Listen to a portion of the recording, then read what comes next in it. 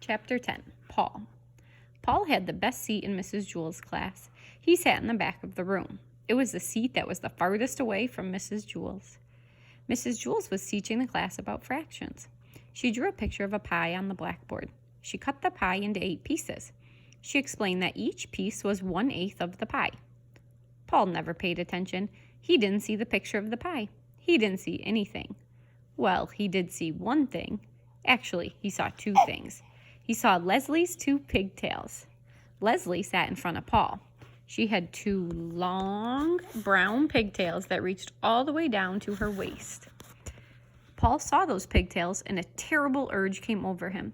He wanted to pull a pigtail. He wanted to wrap his fist around it, feel the hair between his fingers, and just yank. He thought it would also be fun to tie the pigtails together, or better yet, tie them to a chair. But most of all, he just wanted to pull one. Slowly, he reached for the one on the right. "No, what am I doing?" he thought. "I'll only get into trouble." Paul had it made.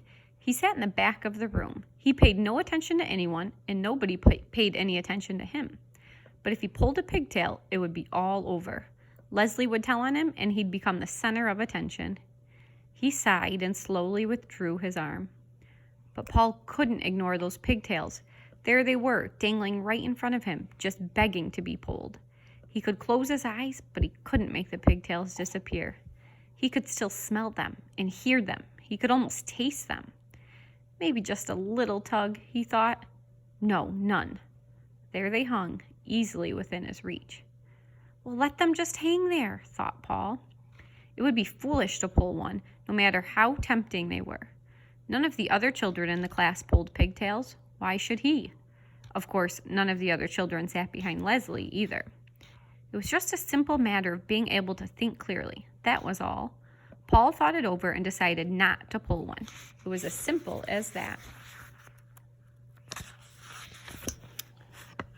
Suddenly, his arm shot forward. He grabbed Leslie's right pigtail and yanked.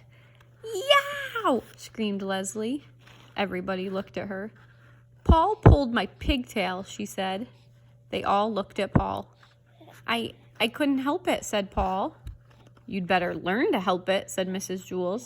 She wrote Paul's name on the blackboard under the word discipline. "Tell Leslie you're sorry." "I'm sorry, Leslie," said Paul. Said Leslie. Paul felt horrible. Never again would he pull another pigtail. Except there was one problem. He still wasn't satisfied. He had pulled the right one, but that wasn't enough. He wanted to pull the left one, too. It was as if he heard a little voice. Coming from the pigtail saying, "Pull me, Paul, pull me." "I can't," Paul answered. "My name's already on the blackboard under the word discipline." "Big deal," said the pigtail. "Pull me." "No way," said Paul. "Never again." "Aw, come on, Paul, just a little tug," urged the pigtail. "What harm could it do?" "Lots of harm," said Paul. "Leslie will scream and I'll get in trouble again." "Boy, that's not fair," whined the pigtail. "You pulled the right one, now it's my turn." "I know, but I can't," said Paul. "Sure you can," said the pigtail. "Just grab me and yank." "No," said Paul, "it's not right." "Sure it is, Paul," said the pigtail. "Pigtails are meant to be pulled. That's what we're here for." "Tell that to Leslie," said Paul. "Leslie won't mind," said the pigtail. "I promise." "I bet," said Paul, just like she didn't mind the last time. "You just didn't pull hard enough," said the pigtail. "Leslie likes us pulled real hard." "Really?" asked Paul. "Cross my heart," said the pigtail. "The harder, the better." "Okay," said Paul, "but if you're lying—" "I promise," said the pigtail. Paul grabbed the left pigtail. It felt good in his hand. He pulled as hard as he could.